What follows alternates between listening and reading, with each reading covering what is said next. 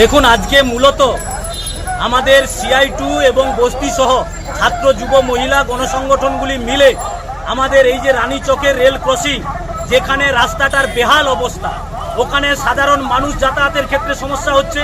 বন্দরের প্রবেশদ্বার হাজার হাজার শ্রমিকরা প্রত্যেক দিন যাতায়াত করে এবং ছোট গাড়ি বড় গাড়ি তারা যাতায়াত করে।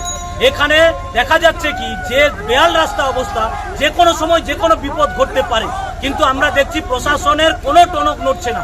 তাই আজকে আমরা এখানে রাস্তায় নেমে প্রতিবাদে সামিল হয়েছি, কারণ এখানে যদি দ্রুততার সঙ্গে রিপেয়ার না করা হয় তাহলে যে কোনো সময় বিপদ ঘটতে পারে। পাশে একটি স্কুল রয়েছে, শয়ে শয়ে ছেলেমেয়েরা, তারা বাচ্চা ছেলেমেয়েরা সাইকেল নিয়ে যায়, কোনো দিক থেকে কোনোভাবে যাতে বিপদ তৈরি না হয়। আজকে আমরা এই অবরোধ করেছি। এখানে পুলিশের কর্তা ব্যক্তিরা এসেছিলেন, প্রশাসনের লোকজন এসেছিলেন, ওনারা বলেছেন দ্রুততার সঙ্গে এটা রিপেয়ার করবে।